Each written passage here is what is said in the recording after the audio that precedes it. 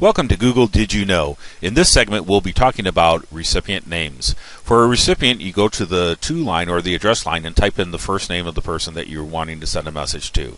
In this example, I'm using my first name, and you can see there are several different Joels. All of them are in all uppercase letters except for my name, and that's because they're all students.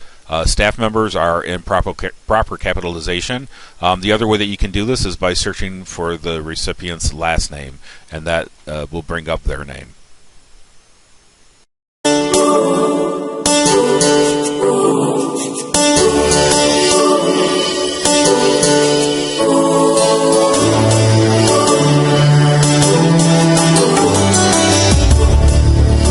In this segment, we'll talk about adding an attachment. Google has a built-in knowledge where it will go ahead and stop you from sending a message off.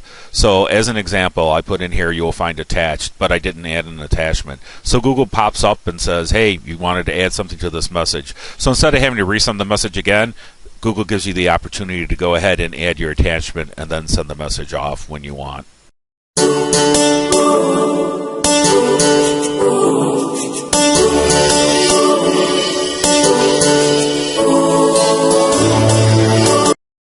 In this segment, we'll talk about draft messages. In most applications, when we're in it and we decide we want to close it out, what we do is go to the upper right-hand corner of the page and we click on that X. In Google, you can't do that, though. What happens is if you start a message and you click on that X, it becomes one of your draft messages. And I'll click on the draft messages here so you can see here's a message that I started earlier. There's the information on it. So what you have to do in the message, instead of clicking on the X in the upper right-hand corner, you need to go to the bottom right-hand corner of the page and click on the trash can there, and that will remove the message. This keeps you from having a whole bunch of draft messages in your inbox.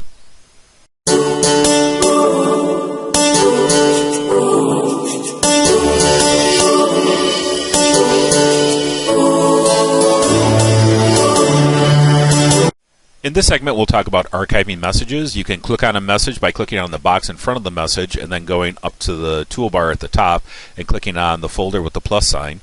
Or you could actually click on the message itself, and when the message opens up, you'll click on the same little icon, the folder with the plus sign at the top of the screen. Archived messages will then be stored in your All Mail. On the left-hand side of your screen, you'll find All Mail.